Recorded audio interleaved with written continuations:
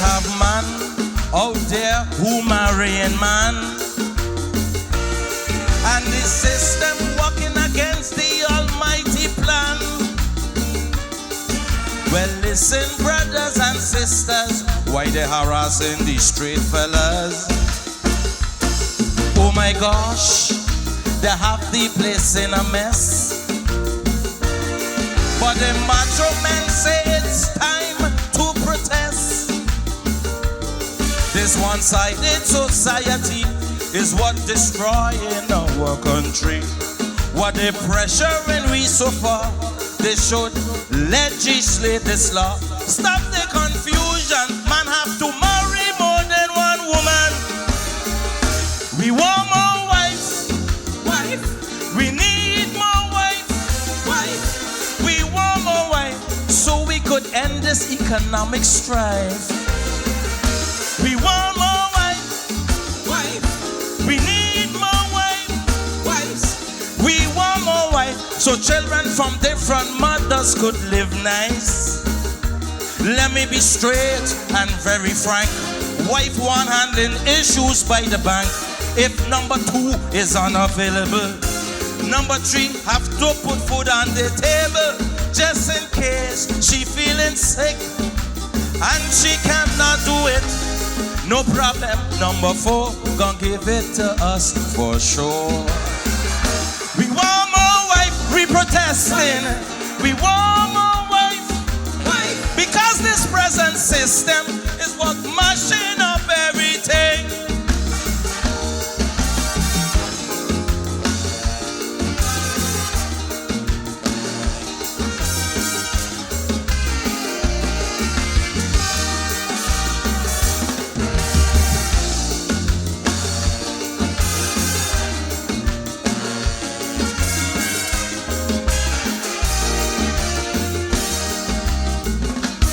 When I tell them I'm going to sing this song.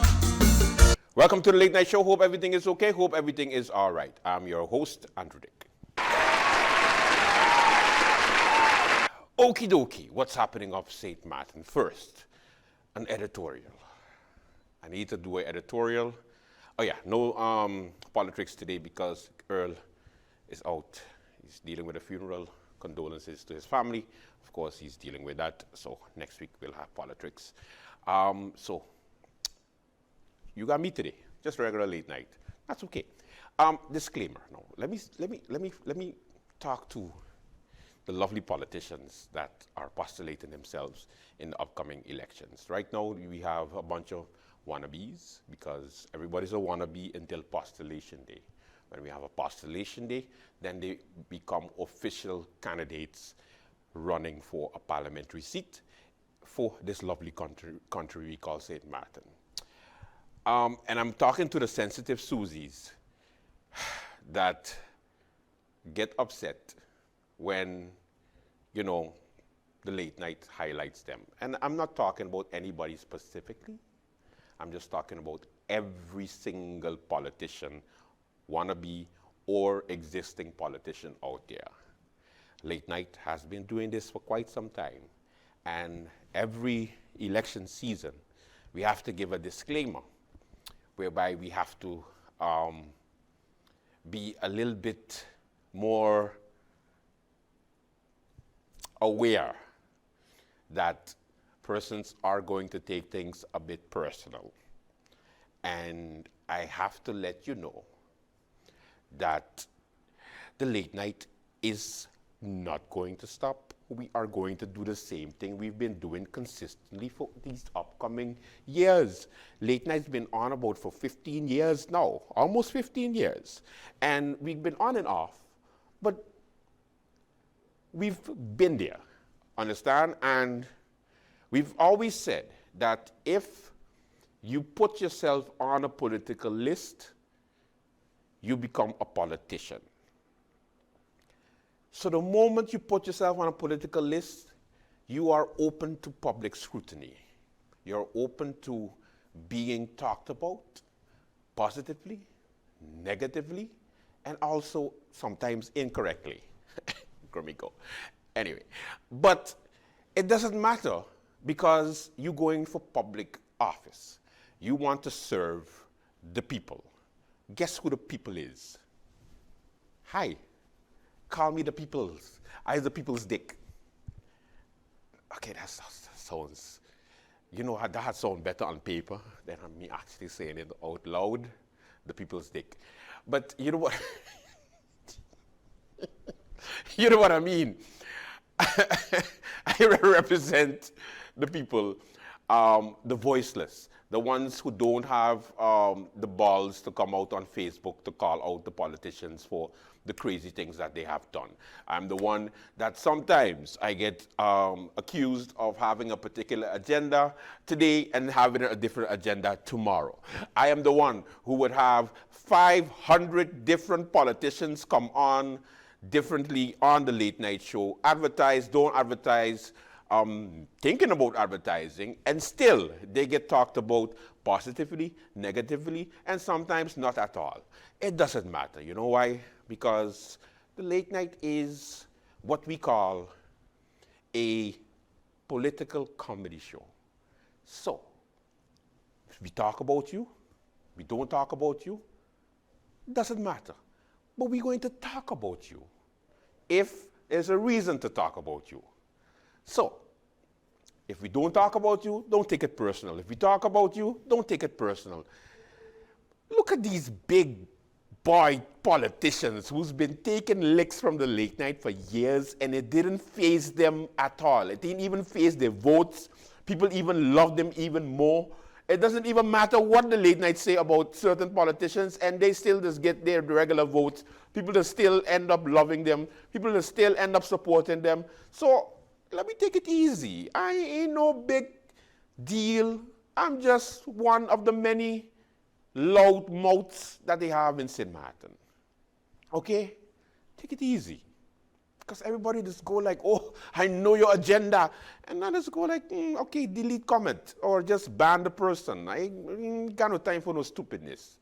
Because today when I hard on somebody, I is the best person. When I not hard on them, I is the best person. And of course, when I cuss them out, oh, look at the druggie. Which one it is? I just get so upset every single time people just resort to low attacks when they don't get their way. Stop it. You're a politician. Guess what? People gonna talk. And it has just started. So let me officially welcome you to the start of your political career, young politicians, new politicians, old politicians. Election time is on. And the late night is here to cover it. With that, I will be staying in a bunker somewhere from now until next year, January, because people so sensitive, boy. Geez, if I tell you stories, people, oh. All right. What's happening on the lovely island of St. Martin? Let me begin with the bashing, right? Yeah? Okay, good. Claudius Buncamper, suspended member of parliament, went hard on his podcast on Monday. I must say, Mr. Buncamper outdid himself because he did almost 2 hours. I don't even do 2-hour shows. The man did a podcast for almost 2 hours bashing and informing, but bashing the hell out of the National Alliance of Government, particularly the Prime Minister and her helicopter view. I counted the amount of times that MP Buncamper said helicopter view. It was about 32 times. 32 times he said helicopter view in his podcast. That's how much he cussed off the Prime Minister and telling locals to do courses because, of course, the CEO of the Winair company is a Dutchman, and he's pissed off at the fact that we didn't empower our locals. So he went off. We got a clip. Let's go with a clip. Winair's new CEO. During last week's press briefing, the reporter Andrew Dick questioned the Prime Minister about the appointment of the CEO of Winair. And I thought that her response was rather concerning. Let me start off by saying that I agree that when we start a process, we need to complete it, and that at times we might not like the outcome. But I was extremely disappointed, even somewhat comical, when the Prime Minister went off script and said the following things. Because Andrew had a way to reel her in and he caught her. You need a helicopter view to understand the big picture. And 30 years of experience, operational experience, means nothing. As a local myself, with decades of experience in government, allow me to give you some perspective, Madam Prime Minister. 30 years in the airline in question for the job means you have learned the ins and outs of that company. You know the do's and don'ts of that company. You know what works and what does not work for that company. It means you're a dedicated person to that company, not a fly-by-night. A helicopter view cannot give you that. And it's the innovations, and if it's innovations actually that you want, you use the people with the most knowledge of the company and you bring in experts to support them. You don't hire a foreign CEO. You don't do that.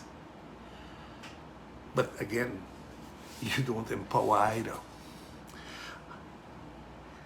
But this isn't about a helicopter view, Madam Prime Minister. For me, this is about yet another local being denied the opportunity to grow in their own country. This is about another missed opportunity to empower your own. I suggest you listen to Dr. Soma's presentation, which she made last week, 2 weeks ago in Parliament. Listen to it, and then you'll understand what I'm talking about. When we learn to do it ourselves, instead of having others come in and do it for us, when we gonna learn? Why can we not accept that we too have people that can do the job? What's so difficult in it? I think your deputy leader was the one screaming about that. You are qualified, isn't it? What happened to that slogan? Right or wrong? Don't get mad with me. You're the one that said these things. Then the Prime Minister remarks that the Corporate Council advice must be respected. And I found that remarkable. That one, I sat back, I said, really? How often have you and your colleagues pushed aside Corporate Council's advice and appointed political candidates to the boards and other high offices? Does the GB board ring a bell? What was the council's advice then? Not to appoint political party candidates. Do you recall that?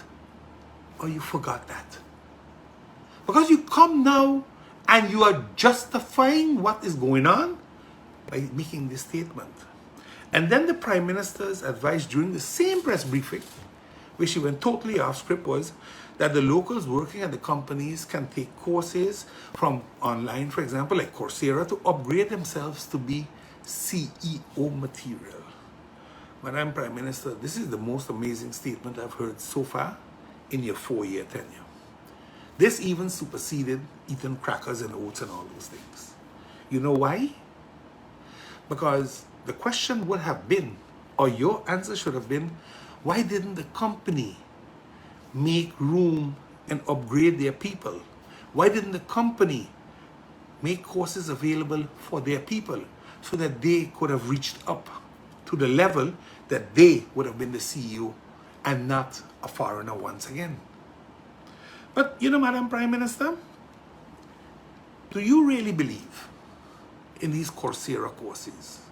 Because if you do, if you truly do, then I would have assumed that you would have signed up 1 or 2 of your ministers for some courses, especially language, so that at least they can, pronounce the words correctly instead of babbling.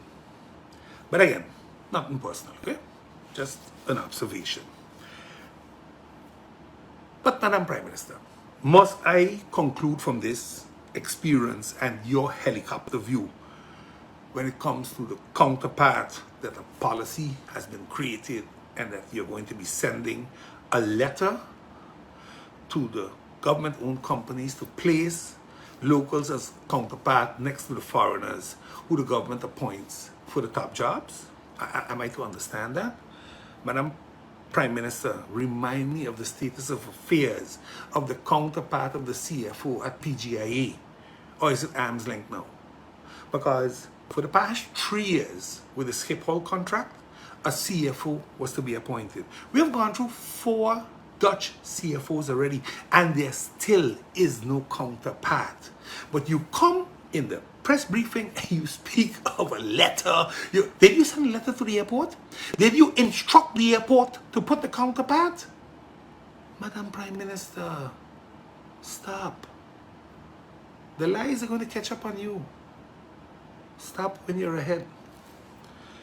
You know, Madam Prime Minister, I read it today also on Facebook, or this morning I read it, where a school teacher, and now he works for government, I believe, but a gentleman, a well-educated gentleman, wrote the following.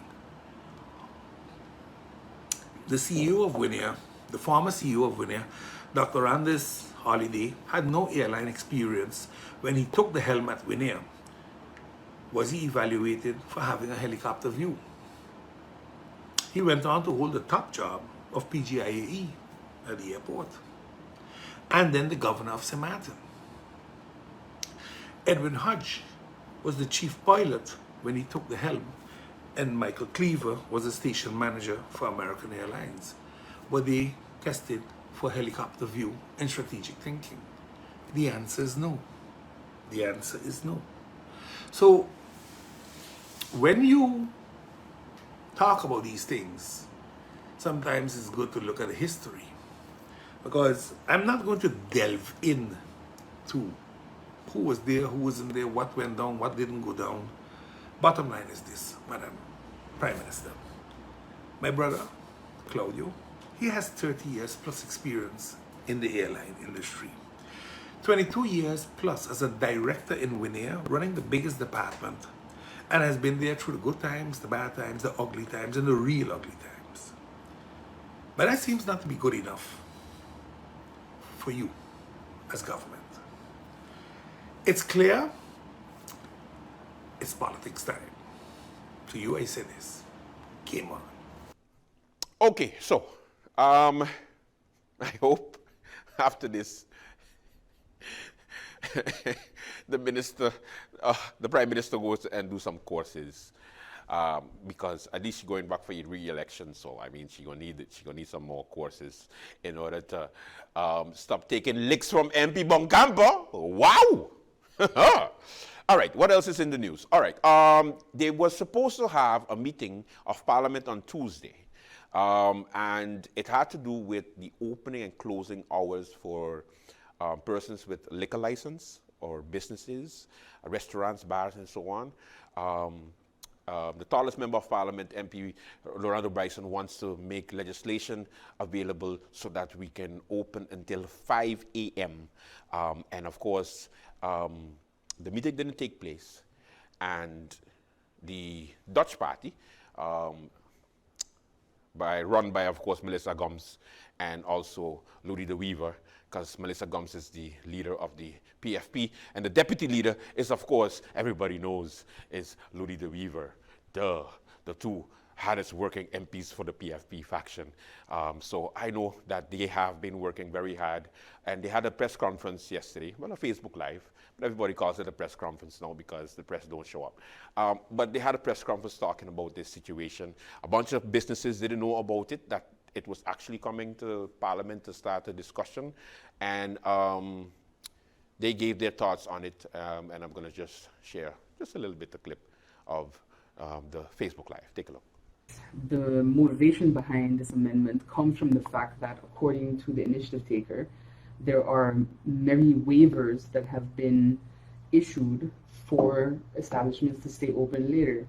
So maybe you could share a bit about that. Like, for example, the permit will say that you can stay open till 1 a.m., but there's a waiver granted to allow you to stay open till 3 or till 4. Yeah, so you can, businesses can do it. Good afternoon again, everyone.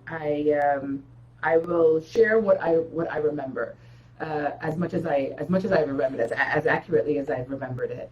Businesses could, if you are a nightclub, first of all, you go through the process of vetting of whether or not you're going to be a hindrance to anyone within the neighborhood. And for instance, MP Gums mentioned Lotus nightclub, for instance. And one thing that I will say about Lotus nightclub is hardly any complaints ever came in about them, because they are properly noise controlled in the sense And they're that outside too, yes, yeah. they're enclosed, they're fully enclosed. They, whatever they have done to basically block that noise emanating from their establishment and disturbing the neighborhood, because you are also in a valley in the Simpson Bay area. You have hills on the Simpson Bay side, you have hills on the Bellevue side by Port Plaisance. So anyone who plays music within this area, whether it's on the water or on land, are going to be causing echoes within the neighborhood. Yeah. And what has happened in the past is, or what I saw as well is, you know, certain restaurants, for instance, would request to play background music. As we all know, background music is mood music. It's kind of like if you're in an elevator playing background music. This is not club music where you're dancing, especially if you're open air. So basically, even coming and sending in a request saying that your background music playing, that is not a club. It's 100% a denial for you being a nightclub. Yeah. Just come out straight and say you want to be a nightclub. And if you are, let's say, for instance, a restaurant that has live music playing, for instance, if you wanted to do a bigger event, a longer event, you have a special artist coming in, then you would always be able to send in a request to the ministry to say, we have a special event happening on New Year's Eve. We have so-and-so coming in. We would like to extend our opening times until 4 a.m. at least, or 5 a.m. Please, you know, let us know what else is necessary to approve it. Basically, what would happen is it would be a combination of the Ministry of TAYAT, because they control opening times, the Ministry of Justice, because you would need to notify the police department, maybe even sometimes Ministry of General Affairs because of the fire department, to make sure that, let's say, in that New Year's request, if they wanted fireworks, they would need to notify the fire department. Perhaps even VRAME, because if their event is going to cause traffic in a certain area, you need to be able to not block the public roads, and you see how it can get complicated. But just to do anything willy-nilly is not what is allowed ever. Hopefully that answers your question. It does, that yeah, process. because I think what so the reason that was written in the law was essentially that you already have establishments that are closing later than their allowed permits.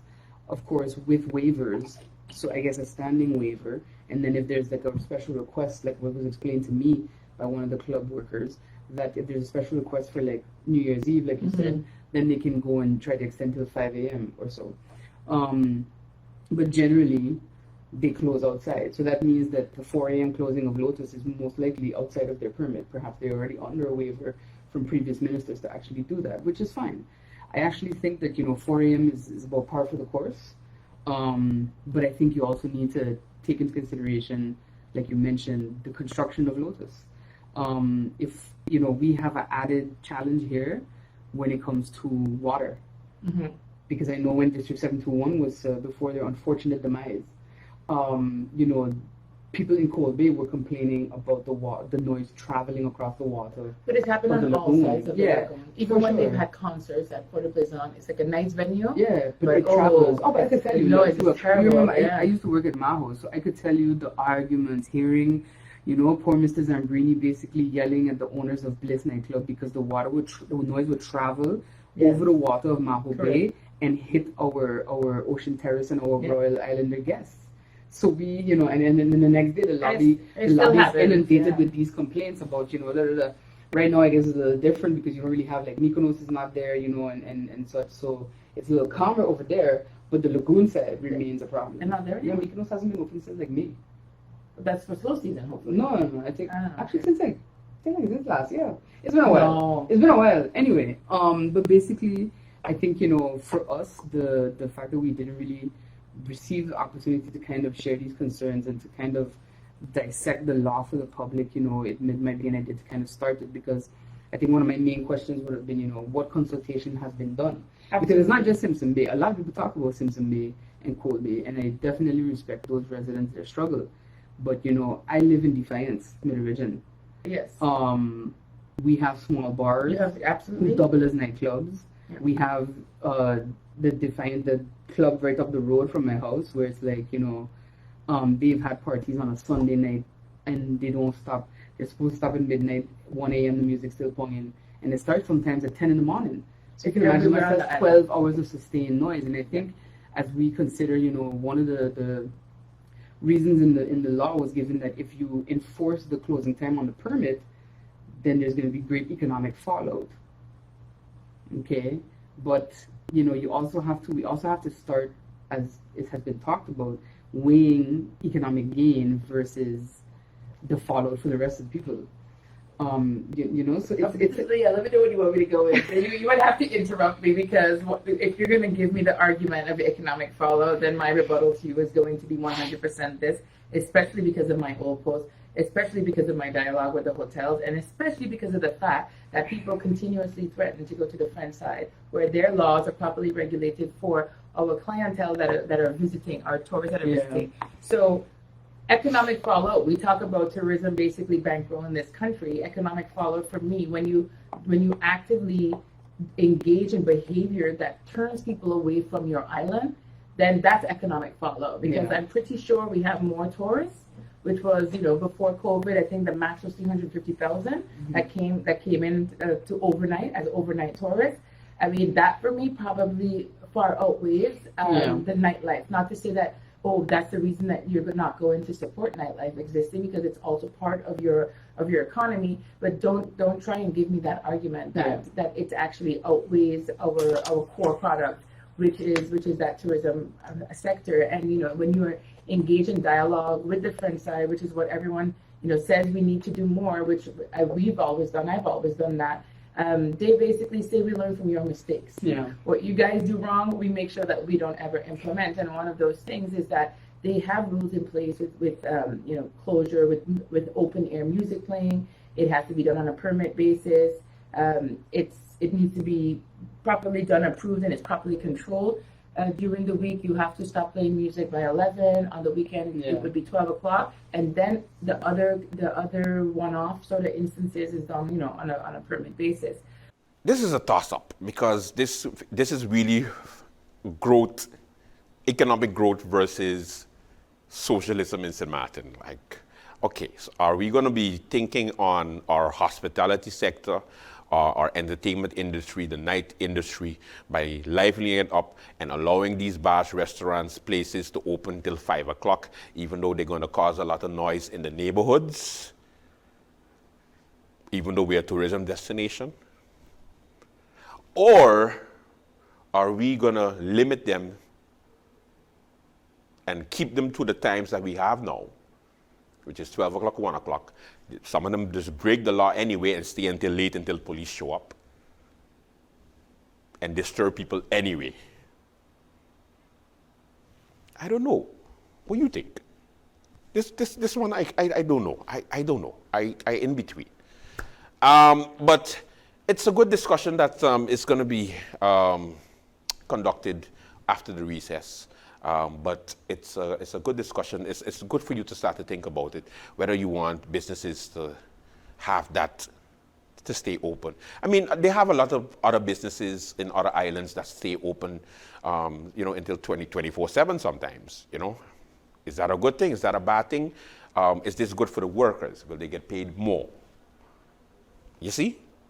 Economic versus socialism? I don't know. Which side you on? Welcome to the Late Night Show. We have a good one for you. Let's begin. Bearers of Broken Walls wishes to inform the public of the upcoming Global Prayer Conference, which will be held under the theme On the Walls of Society and Intercessors, with persons attending from all around the world, featuring the speakers Apostle Moses Rankin from the UK, Apostle Dr. Oral Hazel from St. Thomas, our very own Apostle Dr. Napolina Richardson. Enjoy a night of praise with Pastor Kurt Richardson. This event will be held at the Bel Air Community Center. Tickets are only $100 per person. Tickets are now available at the Family Bookstore, Radio Maranatha, your local churches and committee members. Tickets are limited, so hurry, hurry, hurry. It's time for the Global Prayer Conference in July.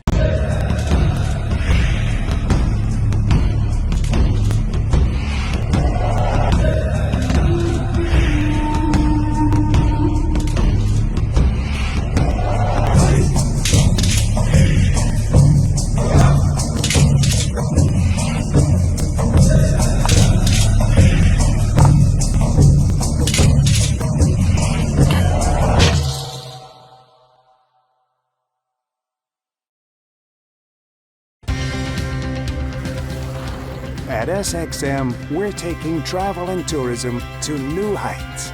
Here we boast spacious check-in areas, 10 passport control points, comfortable departure lounges, and finally, there's an airport in the Caribbean that takes your travel plans as seriously as you do.